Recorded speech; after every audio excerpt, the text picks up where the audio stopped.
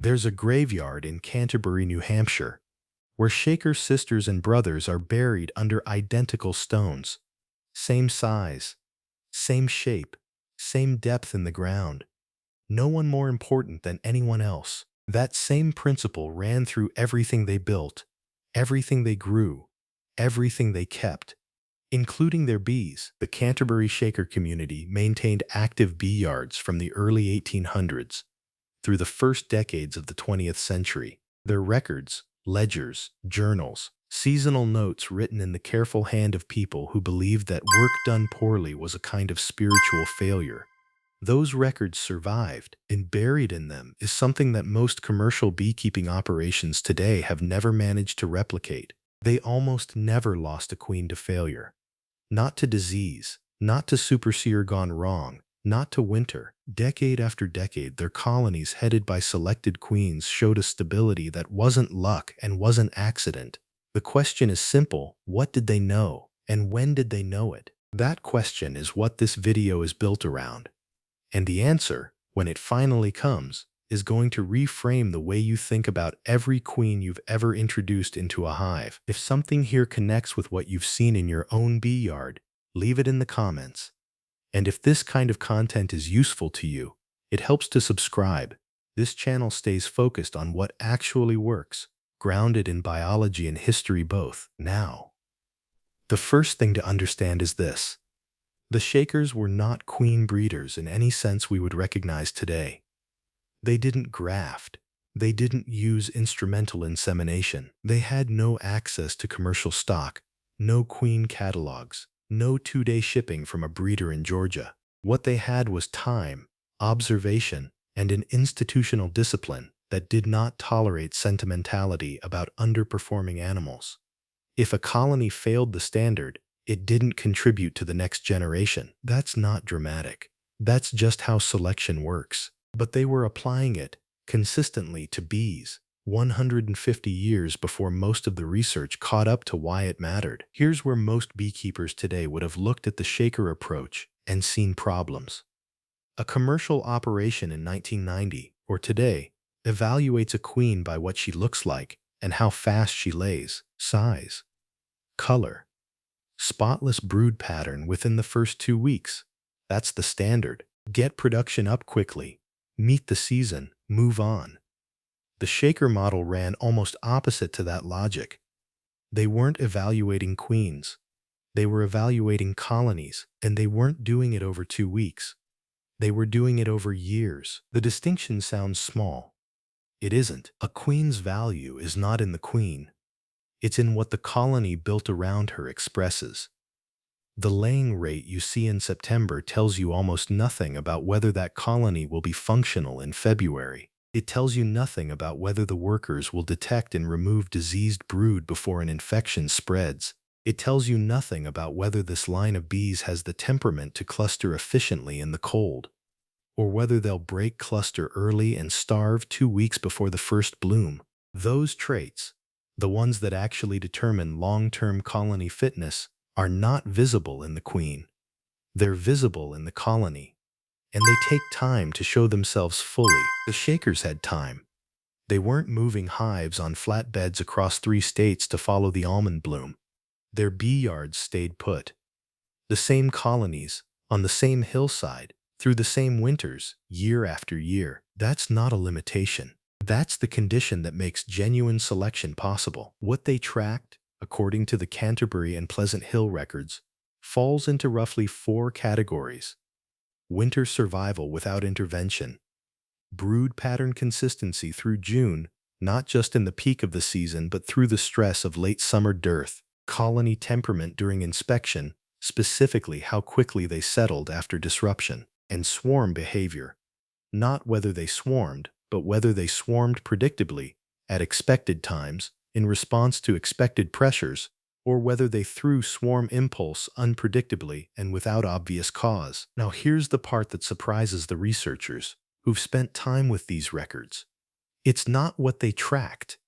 It's how long they tracked it before they acted on it. A queen daughter from a colony that had survived 2 winters might still not be selected. 3 winters was the threshold that appears most consistently in the Canterbury records. 3 consecutive winters without significant intervention. And not just winter survival. Winter survival plus consistent brood quality plus low swarm pressure the following spring. All 3 in the same line across multiple generations. That's the bar. By modern commercial standards, that's impossibly slow. By the standards of what it produces, it may be the only bar that actually means anything. There's a line in a Canterbury record from 1887. One line in the seasonal notes for early spring. It reads, "Selected daughters only from the north yard line, third winter clear, brood floors clean through August." 12 words that describe an active, deliberate, multi-generational selection program. Not discovered by accident, not applied once and forgotten, repeated, recorded, and passed on. Brood floors clean through August. That phrase is doing more work than it looks like. August is when colonies are under the most nutritional stress of the year in most of the northeastern United States. The nectar flow is long over. The colony is large, consuming reserves, and the foraging field is thin. That's when Varroa loads climb fastest. That's when chalk brood, or European fowl brood, if it's going to show up, shows up. Brood floors clean through August means the workers in that colony were detecting and removing compromised brood before it became a colony-level problem. It means hygienic behavior was being expressed under conditions that test it. The Shakers didn't call it hygienic behavior. That term came out of research done in the 1960s by Walter Rothenbuehler at Ohio State, but they were selecting for it, specifically by observing exactly the conditions under which it manifests. And this is where the science stopped discovering and started confirming. Studies on hygienic behavior heritability. The University of Minnesota's work runs deepest here. Show that this trait is among the most heritable behavioral characteristics in Apis mellifera, more heritable than honey production, more heritable than foraging rate. When you select for it consistently, across generations, you get compounding gains. The colonies don't just perform better on hygienic behavior tests, their overall disease resistance stabilizes, their winter survival improves, their temperament moderates. The traits the Shakers were tracking separately turn out to be physiologically connected. They're not 4 different things. They're different expressions of the same underlying genetic quality. The Shakers ran that selection experiment for 150 years. By the time they stopped, by the time the communities declined and the bee yards were absorbed or abandoned, they had developed locally adapted stock with a depth of selection behind it that no commercial queen purchase can replicate. You can't buy that. You can only build it. And building it takes exactly what the Shakers had: patience, records, and a willingness to hold the standard. You don't need their journals to use this. You need to know what to look for. That part hasn't changed. Here's what it looks like at the hive, practically. You stop evaluating queens and start evaluating colonies. You pick 2 or 3 colonies in your yard that meet all of the following. They came through last winter without emergency feeding or intervention. Their brood pattern in June showed no more than 5% empty cells in a healthy frame. They didn't show swarm impulse before the first week of May. And in late July or early August, their bottom boards were clean, pulled brood cappings, chewed mite debris, evidence of active grooming. Those are your candidates, not based on one season, based on the trend across 2 or 3 seasons. From those colonies, you raise daughters. You don't introduce purchased queens into them. You let them supersede naturally if they need to. And you watch the daughter perform by the same standard. You keep records. A small notebook in your smoker box. A few lines per visit. Date, colony number, what you saw, what you didn't see. Over time, that notebook is worth more than any commercial catalog. What you're building, slowly, is a yard of bees that have been selected for your specific conditions. Your county's forage calendar. Your winters. Your disease pressure. Every purchased queen from a breeder 2,000 miles away comes with genetics shaped by completely different conditions, different winters, different pathogens, different forage timing. Those genetics may perform well for a season. They rarely outperform local stock that's been given a generation or two of selection pressure.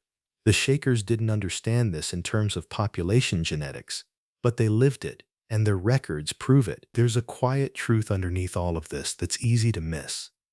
The Shakers weren't exceptional beekeepers in the sense of having access to knowledge that others didn't. What made their method work was institutional continuity, the same standards, passed from one keeper to the next, decade after decade, applied without compromise. In a single beekeeper's lifetime, you might complete 4 or 5 generations of selection. That's meaningful. Across 2 lifetimes, or 3, with the knowledge transferred carefully, you have something that begins to approach what Canterbury built. Most beekeepers never think in those terms. Most beekeeping advice is written for a single season. If you've been running bees for 20 years, and you've never written down which colonies came through winter cleanly and which ones needed help, there's no blame in that. Most of us weren't taught to, but those 20 years of observation, if it had been recorded, would be the beginning of something the Shakers would have recognized immediately. The data was there, it just wasn't captured. The method doesn't require new equipment. It doesn't require a course or a certification. It requires a notebook and a willingness to be patient with what the bees are telling you. Season by season, the Shakers believed in letting the work speak. Their bees did exactly that. The science confirmed it quietly, in a handful of university papers that most working beekeepers will never read. Multi-generational selection by behavioral observation, survival, hygiene, temperament, swarm discipline, produces measurable genetic differentiation within 8 to 12 generations. Colonies selected this way show statistically significant improvement in disease resistance and winter survival compared to unselected or commercially refreshed stock. That's not a marginal improvement. That's a different animal. 150 years of that same selection, applied by people who kept records and held standards, produced colonies that almost never lost a queen to failure. The research didn't surprise anyone who had spent time with those Canterbury journals. It just put numbers to what the ledgers already said. The knowledge didn't disappear when the Shaker communities declined. It's still in the records, in the biology, in the bees themselves if you have the patience to select for it. What disappeared was the culture that made long-term thinking normal. The expectation that the work you do this season is part of a larger arc, one that extends past a single yard, a single beekeeper, a single life. That's worth sitting with. If you've been selecting queens from your strongest colonies, leave a note below. What criteria you use, how long you've been at it, and if you've inherited stock from an older beekeeper who kept records, that's something worth preserving. Next time, there's another method from the historical record that connects directly to what these Shakers were doing, and it involves a management decision most beekeepers today make in exactly the wrong direction.